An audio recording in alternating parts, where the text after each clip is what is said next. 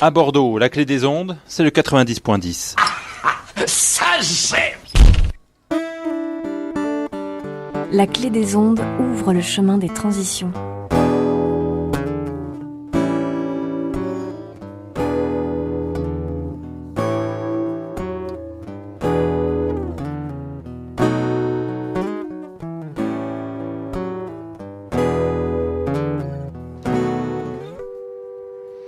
Oh oh oh! Je vous salue bien haut, vous qui nous écoutez. Aujourd'hui, on va parler de permaculture avec Julia Schiller. Bonjour Julia. Bonjour Maxime. L'association Dynamo nous donne de l'énergie sur le chemin des transitions. Donc Julia, tu es venue nous parler de permaculture. Alors on a déjà fait une émission sur la permaculture monétaire que vous pouvez réécouter si vous voulez en savoir plus et comprendre un peu pourquoi ce qui a déjà été dit en fait sur ce sujet dans le chemin des transitions. Mais donc avec toi qui es une spécialiste de permaculture, parce que tu as voyagé partout dans le monde pour te renseigner sur ce sujet et tu es bilingue anglais, donc du coup tu as pu lire et maintenant tu vas pouvoir nous partager toutes tes connaissances sur ce sujet qui est assez connoté agriculture en France, mais d'après ce que j'ai compris, c'est pas tout à fait ça la signification de ce mot-là en anglais. C'est bien ça ? Oui, tout à fait.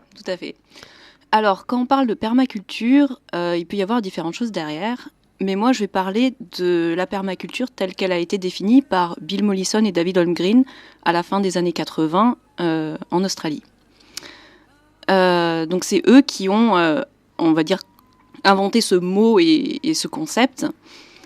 Et voilà, après qui a été vulgarisé et après plusieurs autres personnes ont repris le mot à leur compte en mettant différentes choses derrière.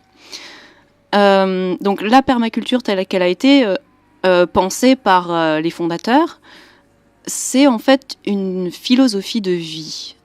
C'est une façon d'appréhender le monde qui est basée sur la nature. On observe comment la nature fonctionne pour s'en inspirer.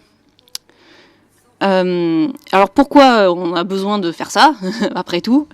Eh ben, c'est parce que à la fin des années 70, il y avait déjà les premières alertes sur la pollution en agriculture, la chute de la biodiversité, plusieurs crises économiques qui fragilisaient tout notre système de société. Et donc il y avait dans les années 70 une première prise de conscience sur la fragilité de notre système de société tel qu'il a été pensé avec la mondialisation, l'industrialisation, etc. Et Bill Mollison et David Holmgren, c'est des académiciens. Donc ce concept est parti de gens scientifiques qui réfléchissaient sur ces concepts-là. Et ils ont observé que, effectivement, toute notre société est basée sur le pétrole. Finalement, si demain on n'a plus de pétrole, on n'a plus de carburant pour faire fonctionner les tracteurs, on n'a plus le transport pour faire parvenir toute la nourriture en ville, on ne peut plus faire de médicaments, on ne peut plus faire tout ce qui, pour nous, aujourd'hui, est banal, quoi. Ben oui, tout à fait. Ouais, Voilà. On peut penser aussi à tous les résidus tous les dérivés de plastique. Ce sont aussi du pétrole. Et donc, on pense par exemple dans la santé, une perfusion. S'il n'y a plus de plastique, ça devient vite compliqué, quoi. C'est ça. Et donc, du coup, en fait, pour en revenir à cette je vais y permaculture... Je vais y venir. Je prends mon temps pour arriver. Mais je pense que c'est important de bien comprendre la démarche des fondateurs de la permaculture, d'où est venue cette idée et pourquoi est-ce qu'elle est importante aujourd'hui et pourquoi elle est encore totalement d'actualité. Donc le premier constat, c'est qu'on a une société basée entièrement sur le pétrole. Le deuxième constat, c'est qu'on a le changement climatique qui rend le monde encore plus incertain, pas seulement en termes de quelle météo il va faire dans 10 ans, comment je vais m'habiller, mais quelles plantes je vais pouvoir manger, où est-ce qu'il va y avoir de l'eau. Enfin, on arrive sur sur la thématique de l'eau, voilà, qui est une ressource vitale. Surtout Et partout. Voilà. C'est juste qu'on a tellement l'habitude de la voir qu'on oublie que c'est essentiel. C'est comme l'air qu'on respire. C'est ça. Voilà. Et donc, pour faire face en fait à ces deux challenges auxquels fait face l'humanité, quoi faire, quoi. Alors, quelles sont les solutions ? Quelles sont les solutions ? Alors, je vous propose de faire une petite pause musicale pour bien prendre le temps d'écouter les solutions que Julia Schindler va pouvoir nous expliquer juste après cette courte pause musicale.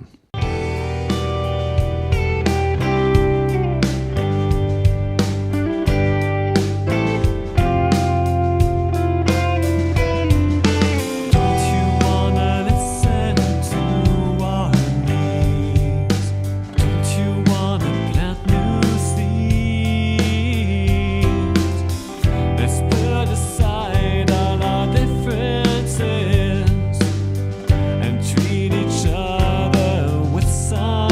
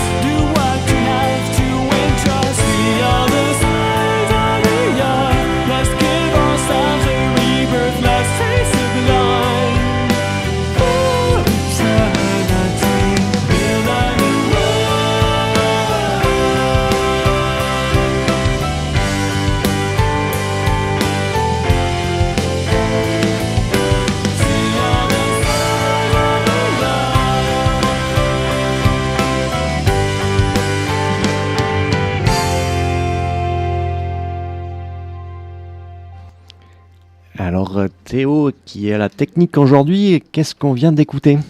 Alors bonjour Maxime, nous venons d'écouter New World de Guillaume Schindler. Ce nom me dit quelque chose. Tout à fait.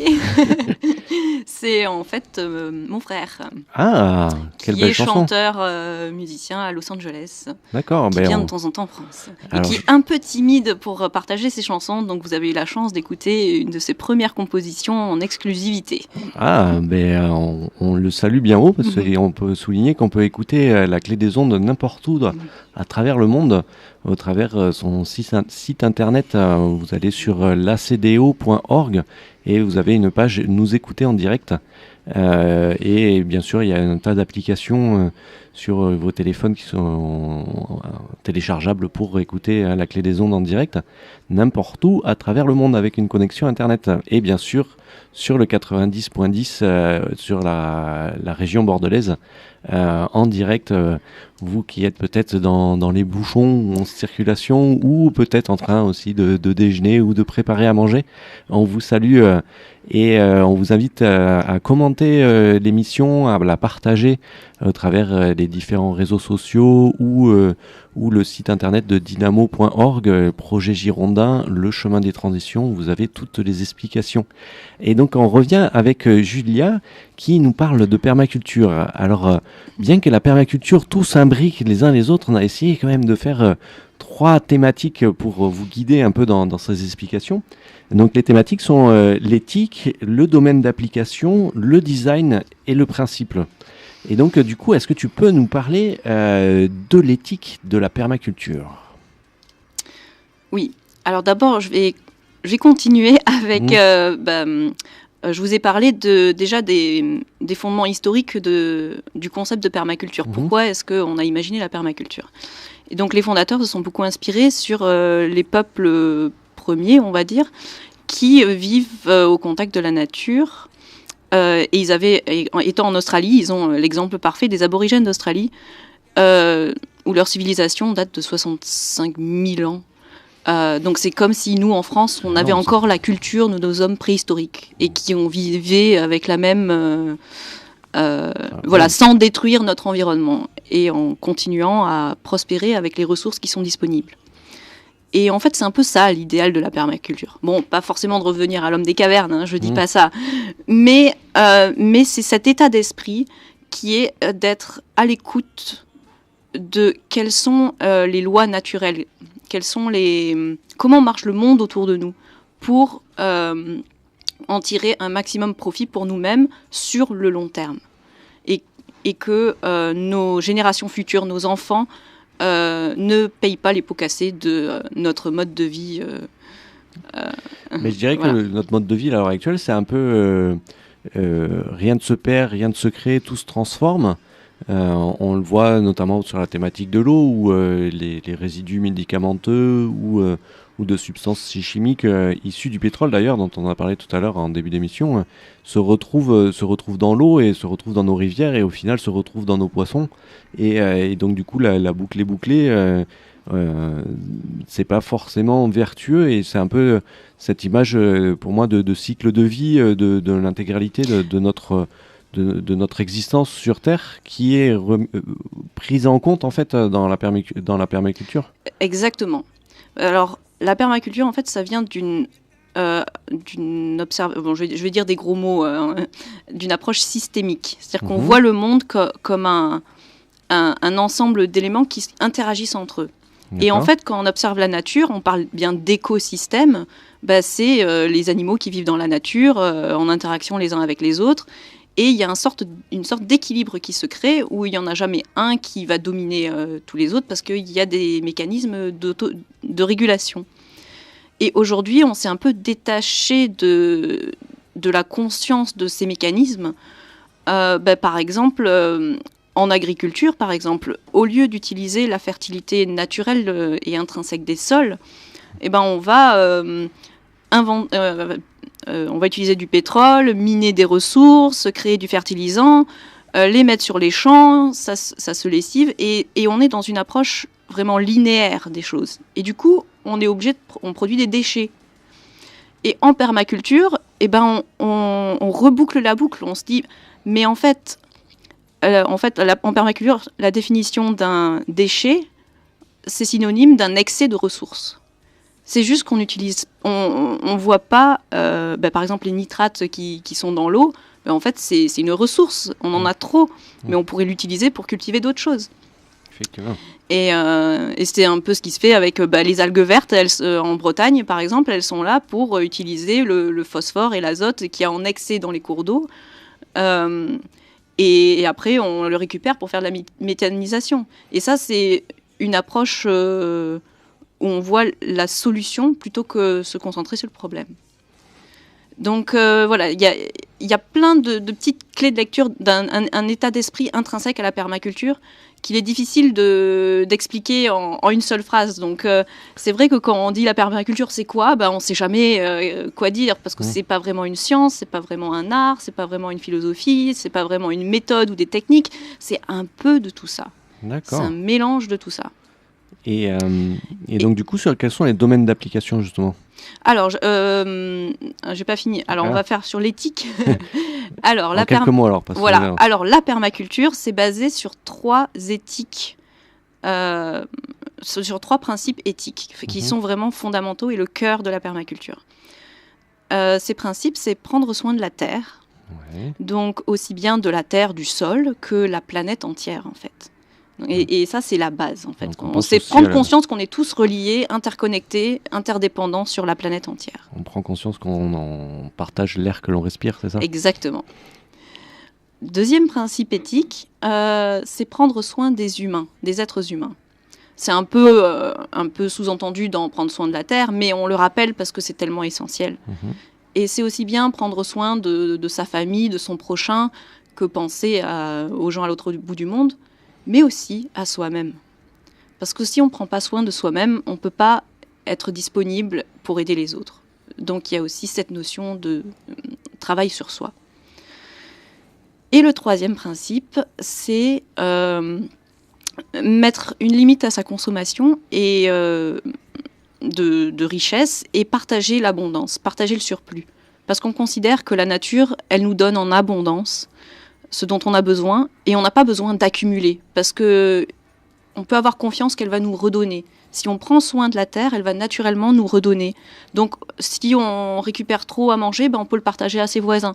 Et on sait que l'année prochaine, on aura à nouveau à manger. Et que peut-être que l'année prochaine, si c'est nous qui sommes en galère, c'est les voisins qui auront plus qui vont pouvoir nous aider. Donc il y a cette idée de maximiser les échanges en fait. Tout à fait. Voilà. Et donc, et ces principes. Le temps avance, donc si on veut aborder les. D'accord, je vais accélérer. non, mais pas accélérer, mais juste synthétiser. En fait. Synthétiser.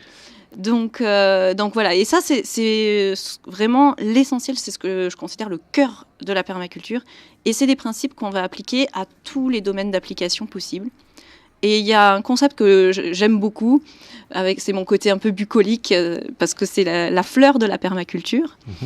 Vous tapez fleur de la permaculture sur Internet, vous verrez plein de dessins.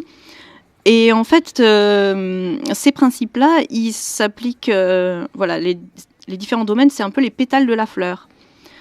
Donc ça s'applique à la gestion de la terre et des ressources, ça s'applique aux bâtiments, ça s'applique aux outils et technologies, ça s'applique à l'éducation, à la culture, au bien-être, à la santé, aussi à l'économie, la finance, la gestion du commun et des gouvernances. Donc en fait, tout ce qui nous entoure. Tout ce qui nous entoure. C'est ça. Et oui, parce que dans la réflexion de Bill Mollison et David Holmgren, l'idée en fait, c'est que on est une société humaine, on vit sur un territoire donné. Et on veut que ce territoire puisse encore être vivable dans des milliers d'années par nos enfants et nos petits-enfants, etc.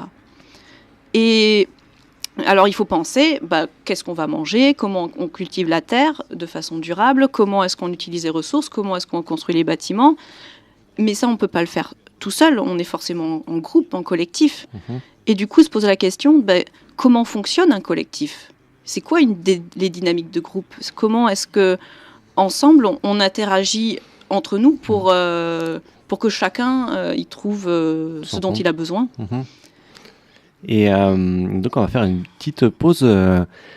Pauline va nous parler d'une chaîne YouTube pour aller plus loin sur ce concept de permaculture. Donc, quelle est la chaîne du mois, Pauline ? Alors, aujourd'hui, il s'agit de la chaîne Inside Share. Alors même si la chaîne est en anglais, la vidéo que je vous invite à regarder est en français. Il s'agit de la vidéo d'un jardinier innovant, une légende de la permaculture, Philippe Forêt.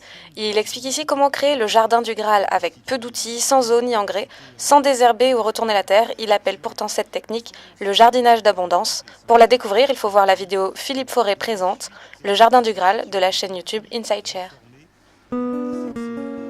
L'association Dynamo illumine le chemin des transitions. Alors, du coup, est-ce que Philippe Forêt utilise le design de la permaculture ? Alors, Philippe Forêt, il utilise des techniques. Alors, en permaculture, on fait une différenciation entre une technique, une stratégie et le design. Ah, super. Une technique, ça va être, j'utilise un râteau pour planter, ou j'utilise un stylo pour planter mes salades, ou quelque chose comme ça. Une stratégie, ça va être des techniques qu'on va utiliser dans le temps. Donc, je vais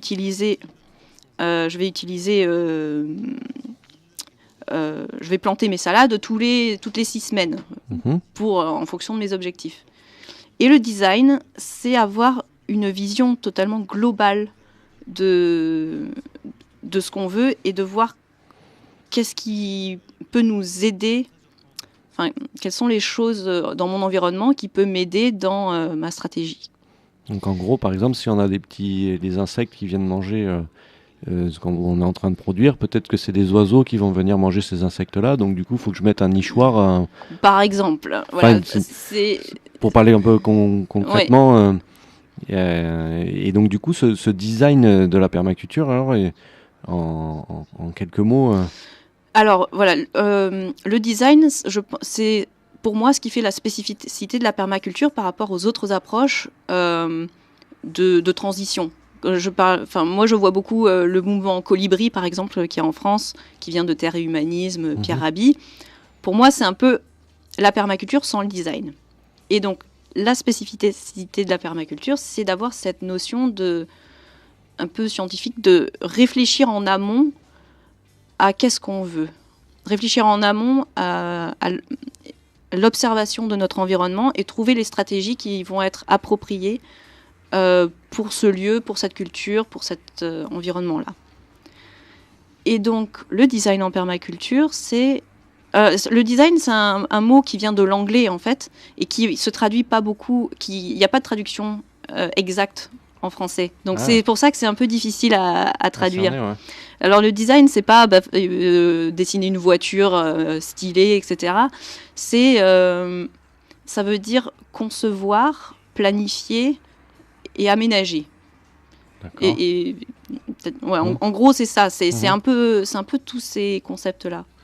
Et moi, j'aime le mot qui me conviendrait le mieux pour le traduire, ce serait peut-être orchestré. Parce que on compose avec les différents éléments qui composent le système. Et on compose les différentes interactions. Par exemple, si dans mon jardin, j'ai des poules, je sais que l'interaction avec le jardin, il va falloir que je la contrôle. Je ne vais pas laisser mes poules dévaster le jardin tout le temps. Par contre, ça peut être très utile parce que la poule adore gratter. Et donc, à certains moments, je peux les intégrer dans ma planification.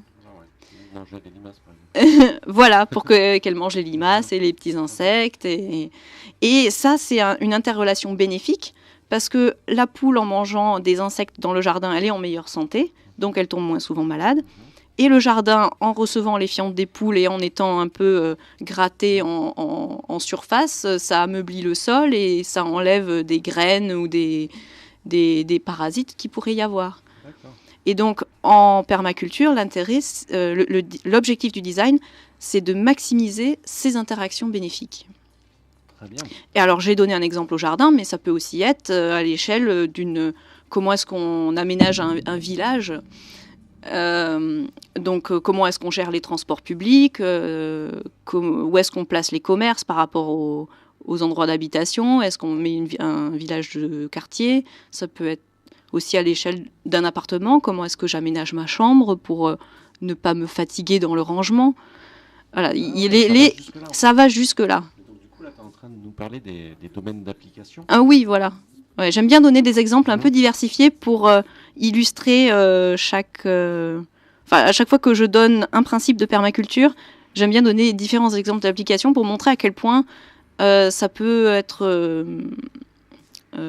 utilisé partout, quoi. C'est malléable.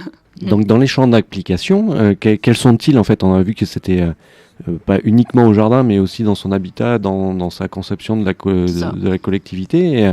Et ils sont vraiment à l'image de ce qu'on disait tout à l'heure, que ça prend en compte l'intégralité de son environnement ?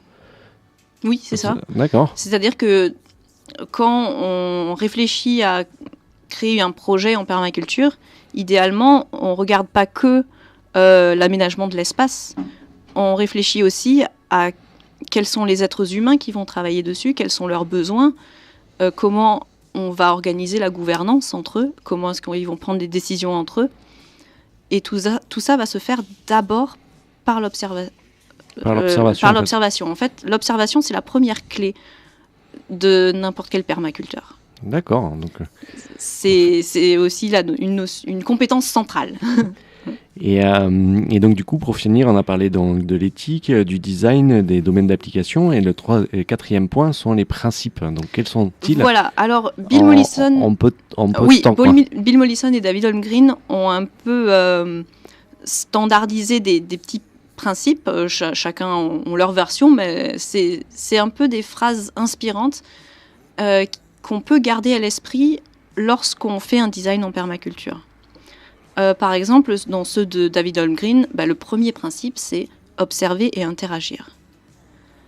C'est-à-dire, la première chose à faire quand on veut pouvoir agir dans un environnement, c'est d'abord de ne pas y aller sans comprendre comment ça marche et tout détruire, mais simplement être là et laisser les choses faire.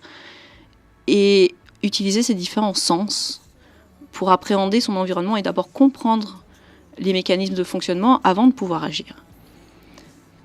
Il y a un autre principe qui, lui, est de Bill Mollison, qui est chaque élément doit être assuré par... Oui, enfin, celui-là, il est un peu compliqué à expliquer rapidement. Mais le deuxième principe de David Holmgren, c'est capturer et stocker l'énergie. Et donc, il y a le petit dicton qui va avec, qui est faire du foin tant qu'il fait beau. C'est-à-dire que, en gros, au lieu... aujourd'hui, par exemple, tous nos bâtiments, on est obligé de les chauffer. Ouais. Alors qu'on sait pertinemment, même en Allemagne, on sait faire des bâtiments bioclimatiques. Ouais. Donc, au lieu d'utiliser les ressources renouvelables qui nous tombent du ciel, qu'on a sur place, nous, on se casse la tête à imaginer des systèmes qui sont énergivores. D'accord. Est-ce qu'il y a un autre principe rapidement auquel tu penses ? Enfin, j'imagine qu'il y en a plein d'autres. Ouais, il y en a plein. Alors, moi, je vous encourage, si ça vous... moi, j'encourage vraiment les gens, s'ils sont intéressés par la permaculture, parce que voilà, plus vous lisez sur la permaculture, plus vous pouvez être passionné, et ça vaut vraiment le coup de faire une formation. C'est une formation qui est à niveau international. Ça s'appelle un CCP, cours certifié de permaculture. D'accord. C'est un curriculum qui a été fait par Bill Mollison. Et l'idée, c'est que c'est le cours de base que tous les permaculteurs doivent suivre pour avoir juste une compréhension de qu'est-ce que c'est que la permaculture. D'accord. Parce que la permaculture, en fait, l'idée, c'est de vouloir créer la société de demain. Et quand on imagine une société, c'est comme si je veux comprendre comment fonctionne la société des Chinois. Je peux lire tous les bouquins que je veux sur la Chine. Ce ne sera pas avant d'aller en Chine que je comprendrai le principe. Et donc, ça donne vraiment l'occasion de vivre une expérience humaine extraordinaire. Donc, est-ce que tu peux nous répéter le cours, le premier cours, c'était CCP. Cours certifié de permaculture. CCP. Merci beaucoup. Ça dure 12 jours en général. Voilà. Donc vous pouvez rechercher ça sur votre moteur de recherche préféré pour en voir s'il y en a en France, j'imagine. Il y en a plein. Génial. Oui. Donc nous étions bien avec Julia sur la clé des ondes au 90.1 sur la région bordelaise et sur la toile internet grâce au site internet lacdo.org. Vous pouvez nous écouter en direct avec plusieurs méthodes qui sont expliquées sur le site. Vous pouvez retrouver toutes les informations de l'association Dynamo qui apporte l'eau là où elle n'est pas et notamment dans des jardins pour pouvoir faire pousser des légumes. Et donc les infos de Dynamo sur les réseaux sociaux privatifs tels que Facebook ou Twitter et les photos sur le compte Instagram de l'association. Et nous sommes également présents sur les réseaux sociaux libres tels que Framasphère qui est un nœud de diaspora. Donc allez voir sur votre moteur de recherche préféré un peu le fonctionnement de ces réseaux sociaux libres qui n'ont pas de publicité par exemple et qui ne demandent pas des sous pour publier les événements à toute la communauté. Et là-dessus il y a aussi qui est un peu l'équivalent de Twitter, ça s'appelle Mastodon. C'est un petit dinosaure, non peut-être pas quand même, un petit mammouth plutôt, qui est en logo et du coup ça a le même fonctionnement que Mastodon et je remercie au passage l'association Aquilnet qui porte un nœud sur ses serveurs sur la région bordelaise pour faire tourner Mastodon et peut-être prochainement d'autres services qui sont proposés par l'association Framasoft. Je vous remercie et je vous souhaite une très bonne continuation dans vos activités. À bientôt, au revoir.